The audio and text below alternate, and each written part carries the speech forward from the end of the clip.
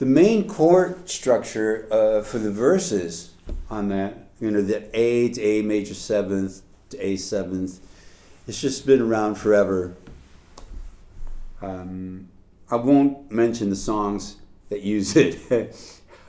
A friend named Frank Beach, Dr. Frank Beach to be exact, Dr. Frank Ambrose Beach, who played this Gibson guitar, which I now own. Frank passed on 10 years ago now, maybe a little more, 11, 12. And his wife and his good friend, longtime friend, gave me his guitar. Yeah, take this Gibson and, carry forth, make music.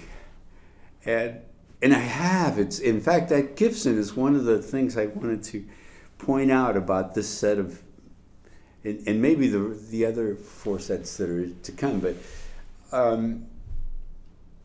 it's really had an effect on these songs, because this is going to be my last kind of go through with these songs, unless something happens and they need to be looked at again. But at this point, I'm saying, okay, let me go through them one last time and let me put them on iTunes and other related shops. Let me publish it, in other words. And so Attack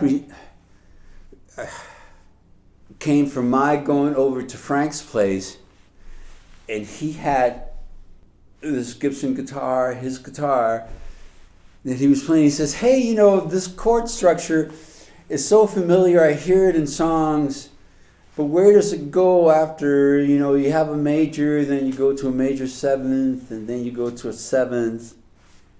Then what? And so, I picked up his other little Martin that he had and plunked along, and then said, well, D minor, you go to this cool D minor, and that would be kind of nice, and when we went to he went to the D minor, he went, aha! So we sat there, we worked out the whole chord structure, that would be the verse to it. And then I went home with that.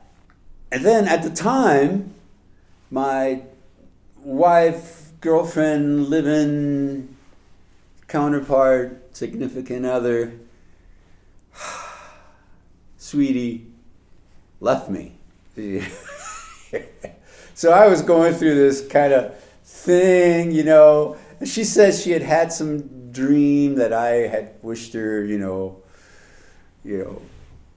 you baby, it's a wild world, Although without making that point, but it was the same sentiment. You're out there, okay, leave me, go out into the world and be other than my wife. And the mother of my children and all of that. So I had this stuff to say. She had some dream, and so it's like basically taking my heart and saying, okay, my ability to love, my willingness to love, my experience of love, I surrender you, I let you go, wherever you wish to land, that's where I'm going to show up, because I'm going to follow my heart and its willingness to love.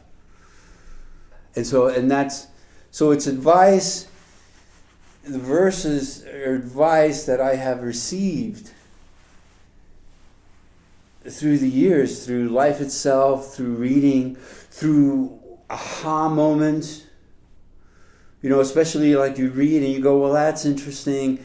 And then all of a sudden something happens and you see it acted out, you see it portrayed in real life, in the external world, what had just been thought and words.